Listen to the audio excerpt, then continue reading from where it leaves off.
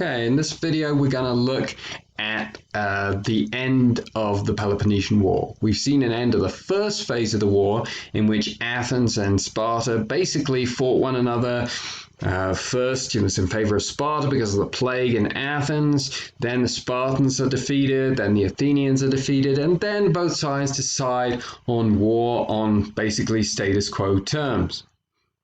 There then follows a period of Cold War between Athens and Sparta,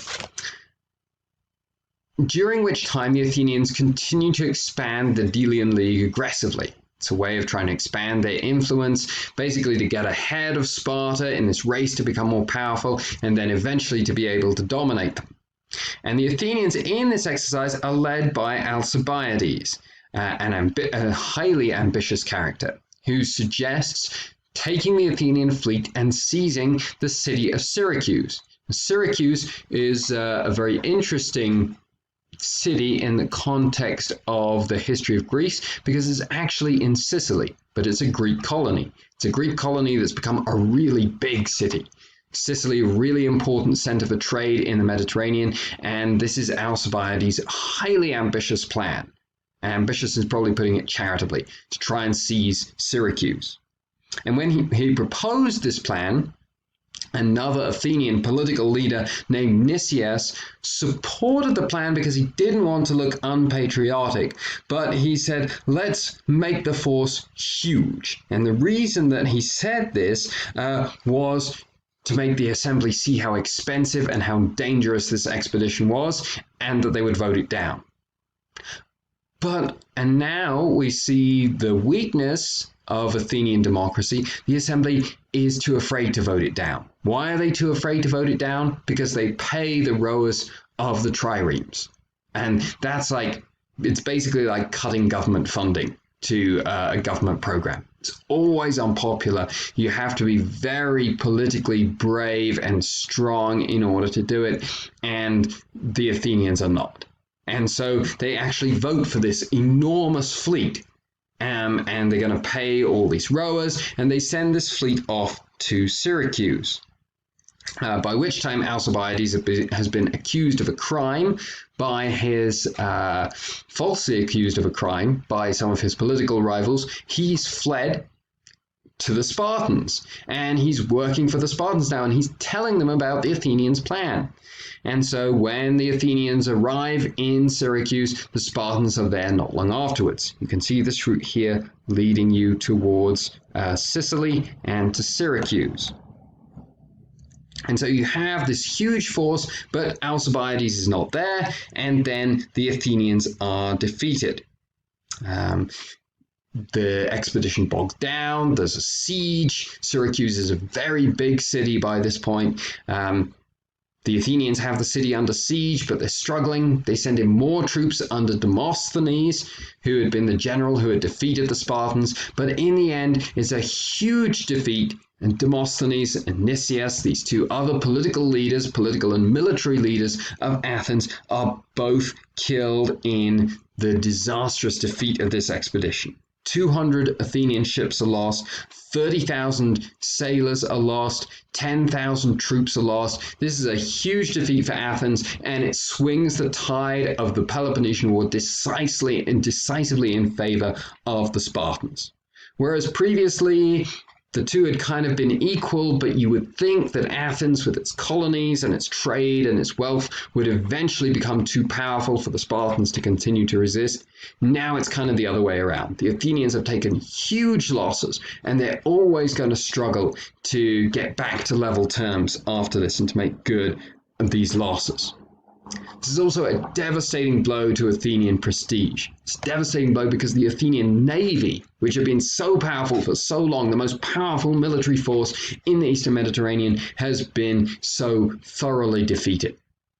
And now what do you start to see? You start to see the Delian League cities not afraid of the Athenians anymore and starting to leave this alliance.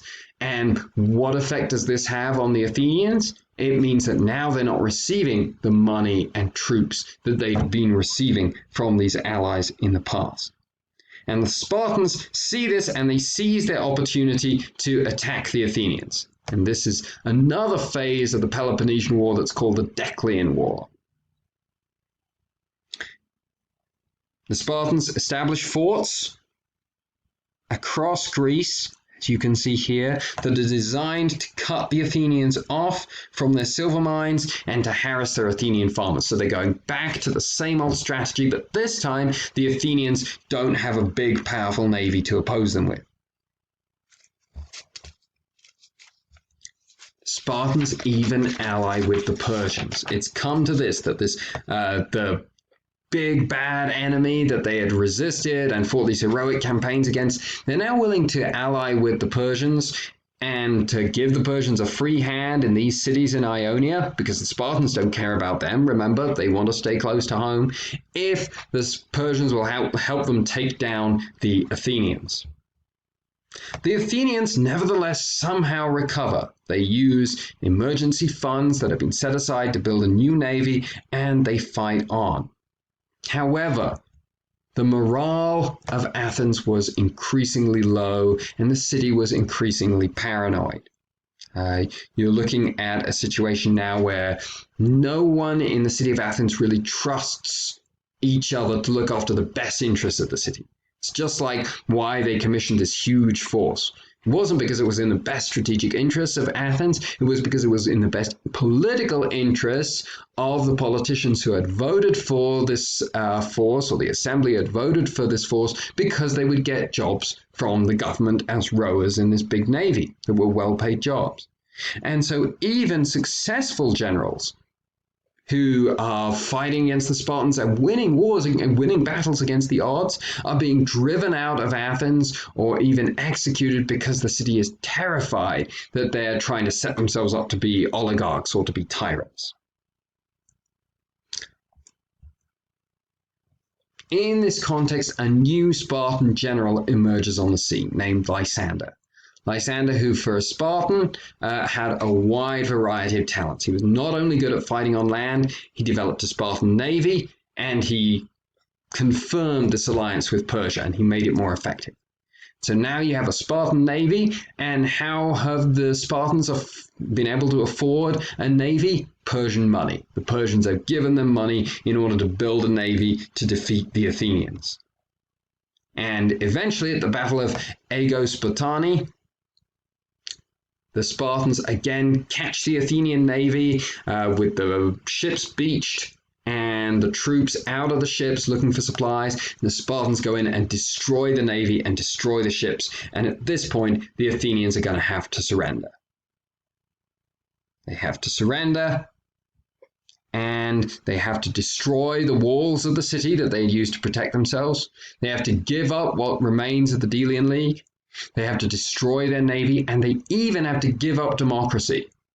And so the Spartans put oligarchs in the city in the place of the Athenians' democracy, which had become such an important part of their identity. Eventually, Athenian democrats who are returning home from these colonies that the Athenians have had to give up, they return and they drive out the oligarchs and they restore the democracy of Athens. And so the Peloponnesian War has come to an end in 405, a humiliating defeat for the Athenians, but the Spartans are actually not that much better off. They've got into all kinds of debt and obligations to the Persians that ran against their model of success, and both these great powers are now exhausted. And this is going to be the context for the rise of Macedon that we're going to talk about in about 2 weeks or so. Okay, hope you've enjoyed learning about Athens and Sparta this week, and I'll see you next time.